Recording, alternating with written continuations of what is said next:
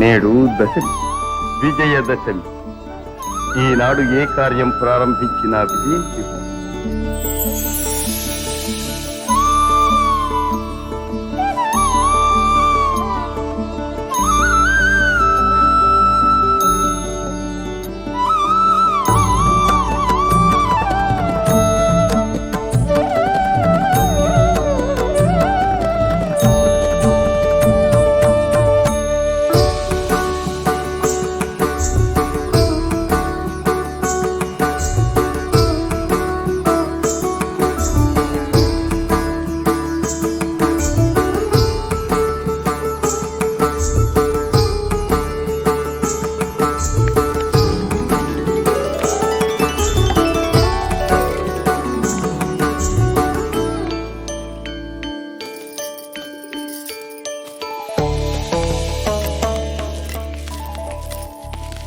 పాండవ వంశ శ్రేయోభిలాషులకు, హితులకు, సన్నిహితులకు, మునివరేణ్యులకు, బ్రాహ్మణోత్తములకు, సకల జనులకు ద్రౌపదీ సమేత మా పాండుకుమారుల తరఫున మీకివే మా నమస్సుమాంజలు.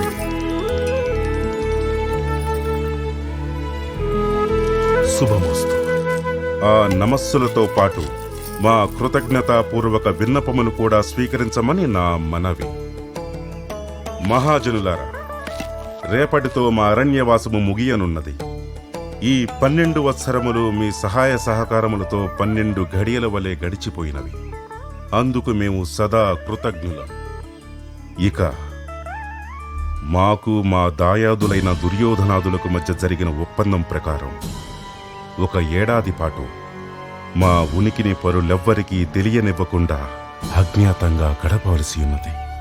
ఈ అజ్ఞాతవాసం కూడా ఎటువంటి అపశృతి పలకకుండా గడిచిపోవాలని, తిరిగి రాజపాలకులుగా పట్టాభిషిక్తులయ్యే శుభఘడియ రావాలని, మమ్ములను ఆశీర్వదించి పంపమని సవినయంగా ప్రార్థిస్తున్నాం. పాండుకుమారులారా, నియమ నిబంధన నిష్ఠాగరిష్ఠులారా, సద్గుణ సదాచార సంపన్నులు, దివ్యాయుధ సమూపార్జిత బలోపేతులైన మీకు ధర్మదేవత వెంటరాగా, భగవత్స్వరూపులు అదృశ్యరూపమున మీ వెంటనుండగా తప్పకుండా విజయం లభిస్తుంది. ఈ శుభ సమయమున మీ గృహలక్ష్మితో పాటు క్షేమంగా వెళ్ళి విజయలక్ష్మితో పాటు లాభంగా రండి నాయనలారా. ధన్యోస్మి దౌమ్య మహర్షి, ధన్యోస్మి. శుభం భూయాత్.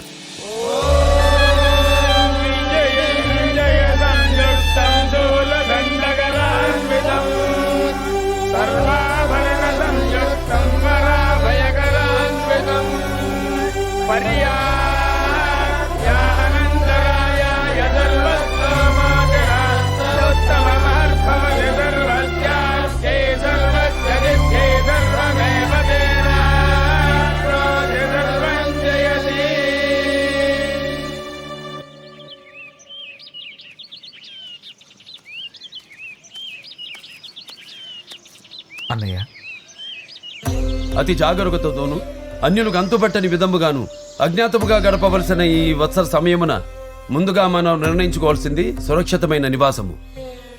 అగ్రజ, ఎన్నో దేశములు తిరిగి మరెన్నో యాత్రలు చేసిన నా మనోనిత్రమున మత్స్యదేశము మనకు అనువైన ప్రదేశముగా అగుపించుచున్నది.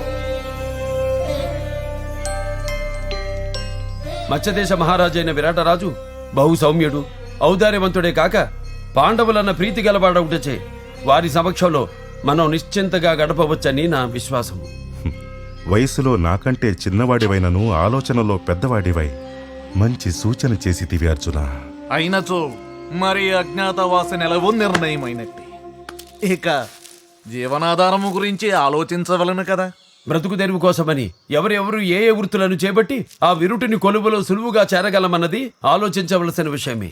కానీ నా దిగులంతయు మనలో చిన్నవారు అతి సుకుమారులైన నకుల సహదేవుల గురించి. మా గురించి మీరేమీ బాధపడవలదు అగ్రజ.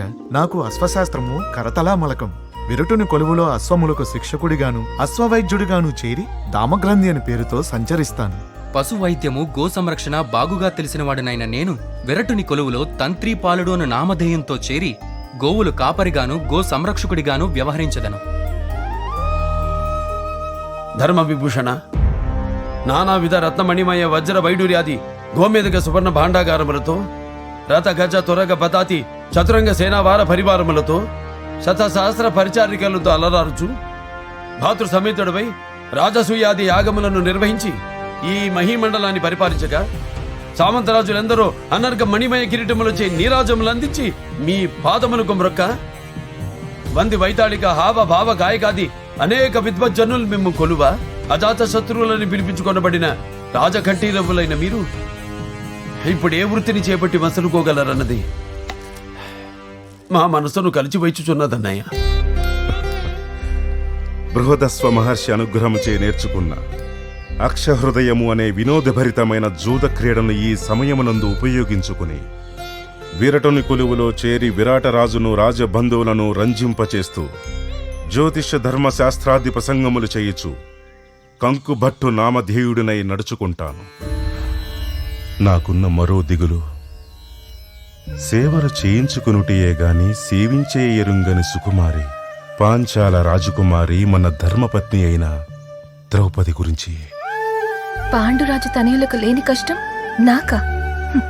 మీతో పాటే నేను విరాటరాజు అంతఃపురంలో చేరి పురకాంతలకు కేశాలంకరణ సౌందర్య పోషణ చేసే సైరంధ్రి వృత్తిని చేపట్టి మాలిని అనే పేరుతో దాసిగా జీవిస్తాను.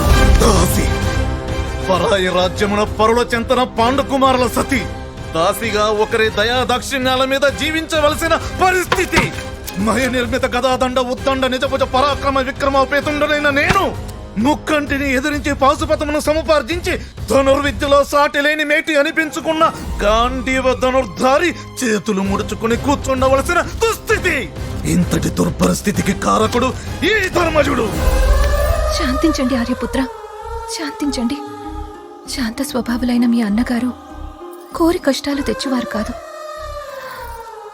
ఏ పురాకృత శాపం వల్లనో మనం విధి వంచితులమై ఇలా ఇక్కట్లు పడవలసి వచ్చినది. నిజమునకు ఆయన దిగులంతయు మీ గురించే. దాచిన దాగని కంఠపుష్టి కలవారు, ముష్టాన్న భోజన ప్రియులు, ఆవేశపూరితులైన మీరు ఈ 1 సంవత్సరము ఎలా గడపగలరన్నది ఆయన విచారం. క్షమించండి అగ్రజ, క్షమించండి. రాజబిడ్డనై పుట్టినందుకు ఆవేశం సగపాలు, మీకు తమ్మునిగా పుట్టినందుకు శాంతం సగపాలు వచ్చినవి.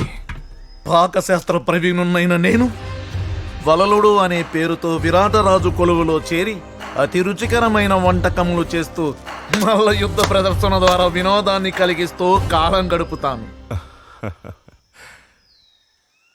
ఇక నీ మనోగతమును కూడా మాకు అవగతము చేయము అర్జున.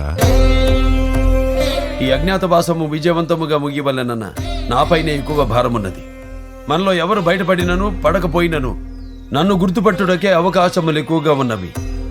కారణము నా 2 భుజములపైన తేనె వర్ణమున వింజామర ఆకారములో 2 పెద్ద పుట్టుమచ్చలుండుటై. అవి ఎవరి కంటపడినను నన్ను గుర్తు పట్టకమానరు, గుట్టు రట్టు చెయ్యకమానరు. పాశుపతాస్త్ర వరలబ్ధినైన నేను అమరావతికి ఎగినప్పుడు ఇంద్రసభలో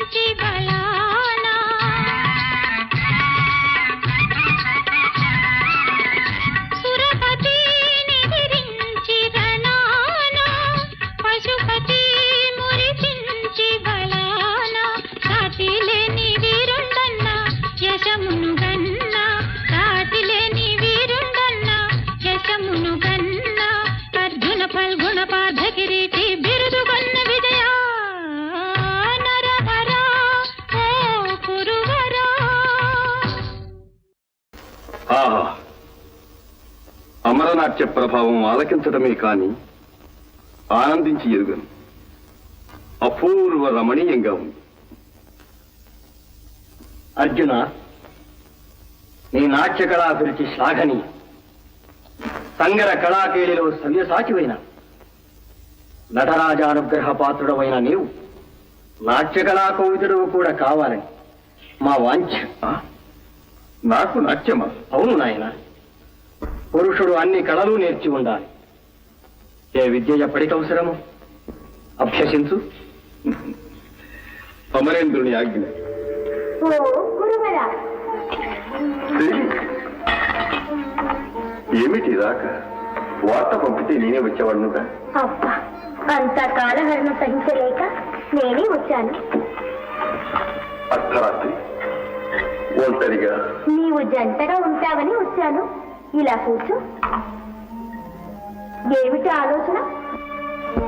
ఈ నిండు జాబి, పండు వెన్నెల, పారిజాత పరిమళం విరజిమ్మే ఈ పిల్లగాలులు, సరస్సుల మనసు మురిపించి ఇలా సరస్సుకు చేర్చడమేగా.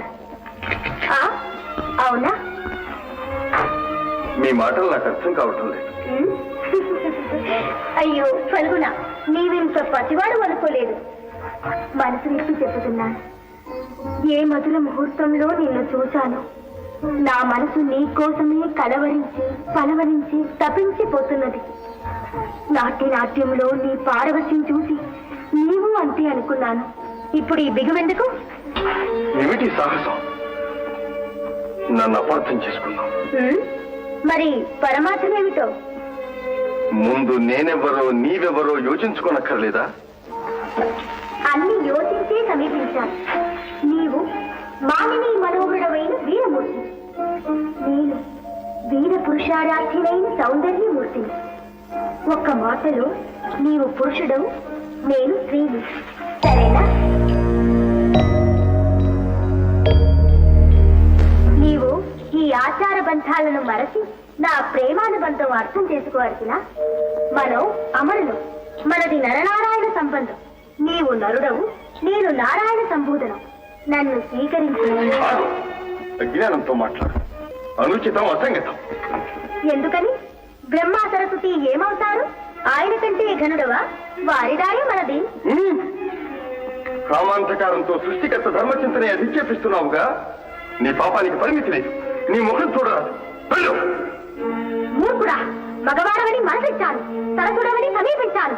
వలసి వచ్చిన వనిదని ఏలుకోలేని నీవు ఒక మగవాడవేనా? నీ మగదనం మాయమే. మానిని మన నడుమ లజ్జా విహీనం విచరించు.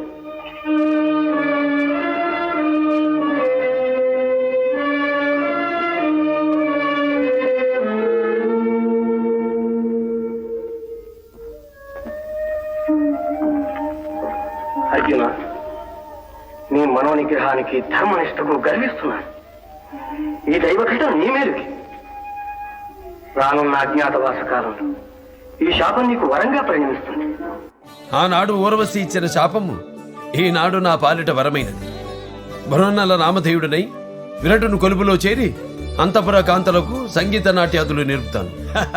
ఇక మన దాయాదులు ఎంతమంది వేగులను పంపినను వాళ్ల పాచికల పారవు, ఎత్తుగడలు సాగవు. ఇక మన తక్షణ కర్తవ్యము మహామహిమాన్వితములైన మన ఆయుధములను అజ్ఞాతవాసపు గడువు ముగియు వరకు ఒక సురక్షితమైన ప్రదేశములో నిక్షిప్తము చేయవలెను.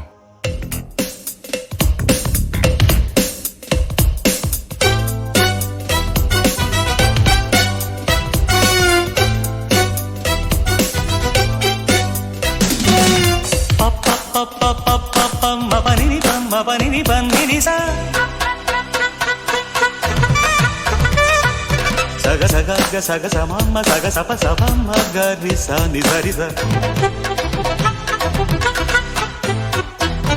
పస స స స బరి రి రి రి ని స గరి స మ ప స ని ప గ మ ప ని స